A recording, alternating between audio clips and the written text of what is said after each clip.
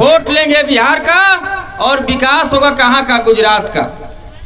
कपड़ा की फैक्ट्री गुजरात में, तमाम कल कारखाने गुजरात में, और बिहार से वोट चाहिए आपको। विकास किसका होगा? गुजराती आदमी अंबानी और अडानी का। इसलिए साथियों, ये भारतीय जनता पार्टी नहीं, ये गुजराती जनता पार्टी है, और इस बार गुजराती जनता पार्टी को बिहार से भगा कर रखना है।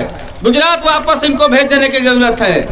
इसलिए साथियों, न्याय जो बिहार की जो सरकार है, आप देख रहे हैं कि 20 सालों में बिहार में किसका विकास हुआ? बिहार में विकास किसी का हुआ तो बालू माफियाओं का विकास हुआ। बिहार में किसी का विकास हुआ तो शराब माफियाओं का विकास हुआ। बिहार में 20 वर्षों से इनकी सरकार चल रही है। आज अपराध अपने चरम सीमा पर है। हर दिन जब भी अखबार का पन्ना पलटिए, हर दिन बिहार में कहीं ना कहीं घटनाएं होती है, कहीं ना कहीं महिलाओं के साथ दुष्कर्म किया जाता है, और बिहार की सरकार अचेत अवस्था में पड़ी हुई है, संवेदनहीन सरकार बनी हुई है। अभी मुजफ्फरपुर में एक बच्ची के साथ बलात्कार हुआ, उसको इलाज के लिए पटना पीएमसीएच में लाया गया। पटना पीएमसीएच में 2 घंटे तक वो बच्ची बेड के अभाव में एम्बुलेंस में छटपटाती रही। जब उसके गांव बिहार सरकार के मंत्री केदार प्रसाद गुप्ता जी गए तो लड़के के पिताजी ने सवाल किया कि हुजूर, पीएमसीएच में हमें जगह नहीं मिली। तो मंत्री जी का जवाब जो था सुनकर आप सब लोग सुने होंगे। मंत्री जी ने कहा कि तुम बेटा का कसम खाओ कि क्या बेड मिल जाता तो क्या तुम्हारा बेटी जिंदा हो जाती। यह बिहार सरकार का मंत्री का बयान है।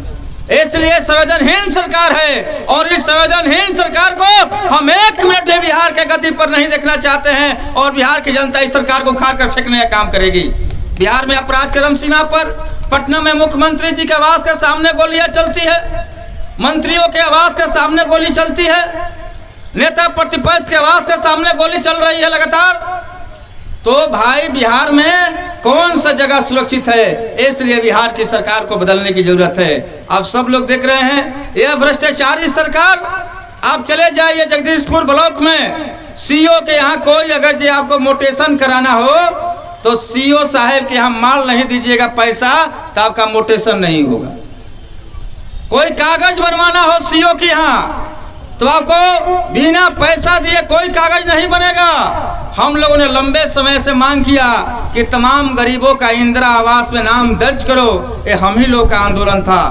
इंदिरा आवास का भी सब जगह गांव-गांव में सर्वे हुआ। आप बताइएगा, जगदीशपुर प्रखंड का कौन गांव नहीं है जिस गांव से गरीबों से 1000 रुपया, 2000, 2-2000 रुपया इंदिरा आवास के सूची में नाम चढ़ाने के लिए पैसा लिया गया। जब सूची में नाम चढ़ गया, इंदिरा आवास पास हो गया, पहला किस्त मिल गया, और दूसरा किस्त तभी आपको देगा जब आपको उसको 25 से 30 हजार रुपया नहीं देंगे। इसलिए साथियों, ये भ्रष्टाचारी सरकार है। भ्रष्टाचारी सरकार को बिहार से बदलना है और नई सरकार को बनाना है। इसी आप तमाम लोगों के, तमाम साथियों ने अपनी बातों को रखा है। इन्हीं तमाम बातों के साथ कि आज जरूरत है बिहार की खटारा सरकार को बदलने की। हम इन्हीं तमाम बातों के साथ कि आने वाले जो पार्टी ने नारा दिया है, बदलो सरकार और बदलो बिहार, इस सरकार को बदलने की जरूरत है और बिहार में बेहतर सरकार का निर्माण हो। इसके संघर्ष को तेज करना है, और आने वाले विधानसभा के चुनाव में जैसे पिछले विधानसभा का 20 के चुनाव हुआ, 20 के चुनाव में पूरे शाहबाद में इंडिया गठबंधन ने जीत दर्ज करने का काम किया। मात्र 2 सीट पर भारतीय जनता पार्टी जीती। इस बार वो दोनों सीट पर खाता बंद करना है। लोकसभा का चुनाव हुआ, 4 सीटों पर इंडिया गठबंधन के प्रत्याशी चुनाव जीते। इसलिए आने वाले समय में पूरे शाहबाद से यह जो धरती है, यह वीरों की धरती है, यह लड़ने वाले लोगों की धरती है, यह कुंवर सिंह की धरती है, तो ये बद्री की भी धरती है। एक कॉमरेड राम नरेश राम की धरती है, मास्टर जगदीश की धरती है, राम ईश्वर रही की धरती है, यह जीव सहतू की धरती है, यह लड़ने वाले लोगों की धरती है।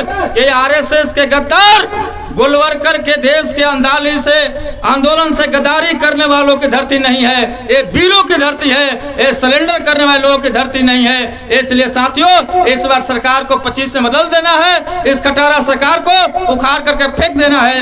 इन्हीं बातों के साथ अपनी बात को समाप्त करते हैं। इनकलाब जिंदाबाद, बदलो सरकार, बदलो बिहार यात्रा जिंदाबाद।